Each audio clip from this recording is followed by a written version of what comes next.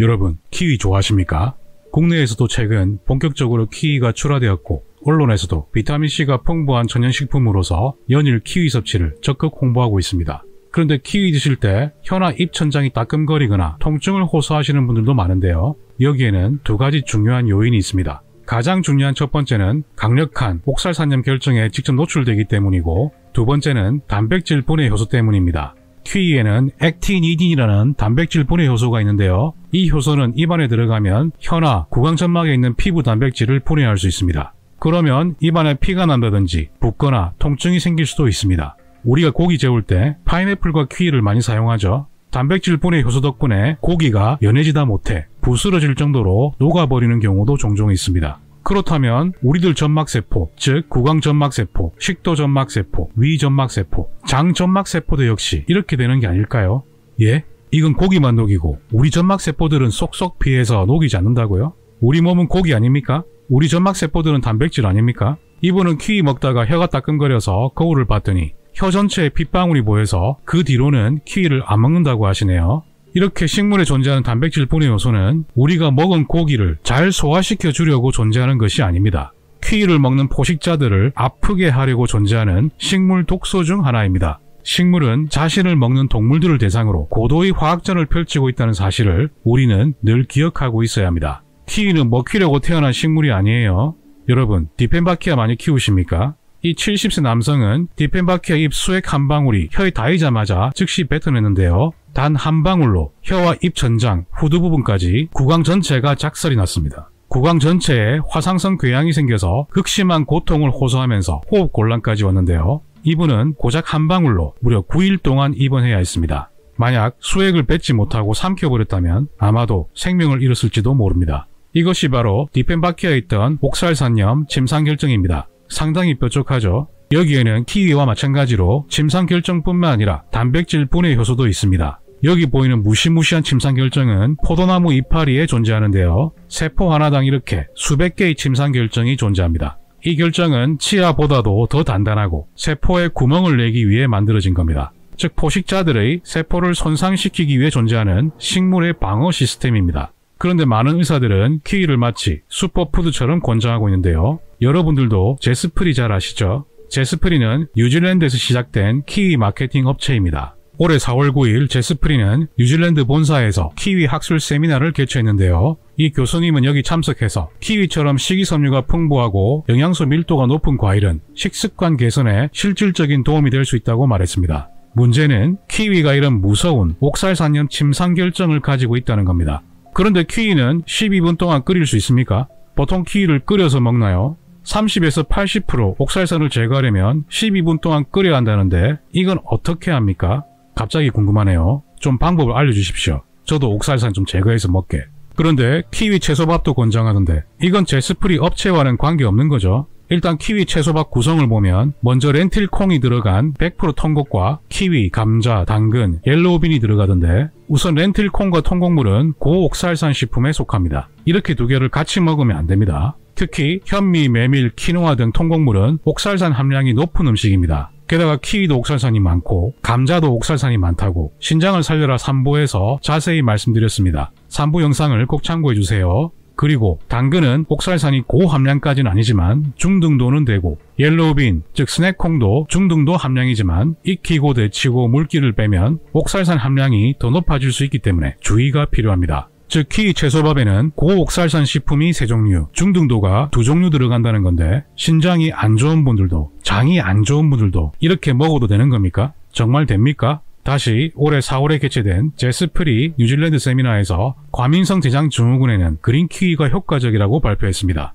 이 세미나에는 조성노와 열풍의 주역인 제이 교수와 유튜브 채널 닥터 프렌땡의 오 전문의가 참석해서 과일 섭취의 필요성을 논의했다고 합니다. 저도 호주 한번 가보고 싶은데 다음에 한번 같이 갑시다. 이분들은 하루에 키위 하나면 하루 비타민C 섭취량을 채울 수 있다고 하는데요. 배경화면에 회사 로고까지 보이네요. 앞에는 귀여운 키위 인형까지 있습니다. 저도 호주 가면 저 인형 하나 사와야겠습니다. 되게 귀엽네요. 그런데 과민성 대장 증후군에 키위가 효과적이란 말이 저는 도무지 이해가 안 되는데요. 키위는 이렇게 날카로운 옥살산염 침상결정도 있고 점막을 분해하는 단백질 분해 효소도 있고 오히려 소화기 내벽을 부식시켜서 장세포를 손상시키지 않을까요? 장세포 구조를 보면 이렇게 치밀결합을 형성하면서 이물질이 들어오지 않도록 막고 있는데요. 날카로운 옥살산염 침상결정이나 단백질 분해 효소가 들어오면 이런 치밀결합을 끊고 장세포를 손상시키면서 들어오면 안 될 각종 세균과 독소가 새어 들어오는 장누수증후군, 즉 새는 장증후군을 유발할 수 있습니다. 이렇게 되면 우리 몸에 과도한 염증과 과도한 민흑 반응이 발생할 수 있는 겁니다. 그리고 신장세포도 장세포처럼 이런 치밀결합이 존재하는데요. 신장 손상 시 이런 치밀결합이 파괴가 증가합니다. 이 연구 내용을 읽어보면 신장결석의 주요 성분인 칼슘 옥살산염 결정은 치밀결합 부위를 찢어버리면서 신장세포 손상을 가속화시킬 수 있다는 것이 입증되고 있습니다. 지난 9부에서 콩의 옥살산염 결정의 현미경 사진을 소개해드렸는데요. 이렇게 수많은 옥살산염 결정은 장세포나 신장세포에 무리를 줄 수 있지 않겠습니까? 실제로 옥살산은 피부에 닿으면 화상을 포함한 심각한 피부 자극을 일으킬 수도 있는데요. 장점막, 입술, 혀, 잇몸에 닿은 부위에 화상이나 물집이 생길 수도 있습니다. 피부도 화상을 입을 수 있는데 피부보다 훨씬 연하고 약한 장세포 점막은 어떻게 되겠습니까? 옥살산 많은 음식을 먹으면 장이 불편해지고 소화가 잘 안 되는 이유가 다 있는 겁니다. 즉 우리 몸 안으로 흡수가 안 된 옥살산염이라도 대변으로 나갈 때까지 장세포 점막을 손상시키면서 빠져나갈 수 있다는 뜻입니다. 옥살산은 흡수가 되건 안 되건 다 문제를 일으킨다는 거예요. 이런 점도 절대 무시하면 안 됩니다. 이 기사에서도 옥살산 결정은 소화기 내벽을 부식시킨다고 하면서 위장염, 장누수, 직장 통증이나 출혈, 과민성 대장 증후군 증상을 유발할 수 있습니다. 그런데 과민성 대장 증후군에 그린 키위가 효과적이라고요? 특히 옥살산은 장세포가 손상되었거나 장누수 증후군이 있으면 훨씬 더 많은 양의 옥살산이 흡수될 수 있는데요. 장세포 치밀결합이 건재하면서 건강한 사람들은 식이 옥살산 흡수율이 10에서 15%에 불과하지만 당뇨, 고혈압, 비만이거나 비만 수술을 받은 사람, 알코올 중독, 대사증후군이 있거나 만성 장질환이나 만성 신장질환, 자가면역질환이 있는 분들은 식이 옥살산 흡수율이 5, 60%까지 육박할 수 있기 때문에 각별한 주의가 필요합니다. 그리고 이 연구에서는 이런 환자들은 특히 저옥살산 식사로 합병증을 예방하는 것이 가장 중요하다고 강조하고 있습니다. 조금 전에 만성 장질환인 크론병 환자는 저옥살산 식사가 아주 중요하다고 말씀드렸는데요. 실제로 세브란스 병원에서도 크론병, 궤양성 대장염 환자에게 식이섬유가 적은 음식을 권장하면서 과일이나 채소의 줄기, 껍질, 콩 같은 씨앗이나 통곡물 식품, 견과류를 피하도록 권고하고 있습니다. 이런 음식들은 장의 염증 부위를 자극하거나 좁아진 장을 막히게 할 수 있기 때문입니다. 서울 아산병원에서도 크론병 환자에게는 저섬유소 식단으로서 크론병식을 권장하는데요. 과일류, 시리얼, 견과류, 채소, 현미 등 통곡물, 렌틸콩, 콩류, 통곡빵을 피하라고 교육하고 있습니다. 그런데 어떻게 그린키위는 과민성 대장 증후군에 효과적일 수 있습니까? 앞뒤가 전혀 맞지 않습니다. 지난 신장을 살려라 일부 영상에서 치아씨드와 아몬드를 먹고 급성 옥살산염, 신장병증이 발생한 사례를 소개드렸는데요. 이 환자는 저옥살산 식단 등 치료를 받으면서 신장 기능이 부분적으로 호전되었습니다. 즉 만성 신장병 환자가 갑자기 더 악화되거나 급성 신부전이 발생하는 경우에는 먼저 옥살산 과다 섭취로 인한 급성 옥살산염 신장병증을 의심해야 합니다.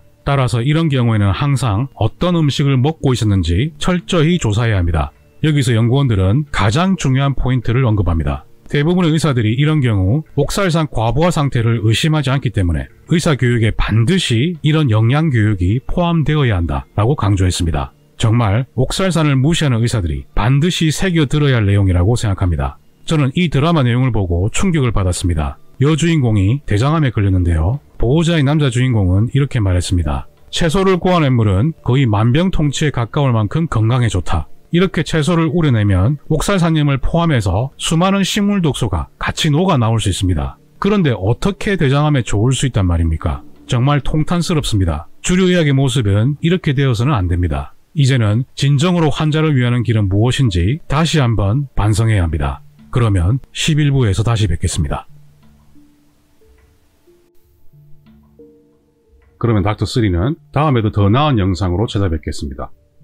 제 영상이 마음에 드셨다면 좋아요, 구독 꼭 눌러주십시오. 닥터3는 여러분의 건강을 응원합니다.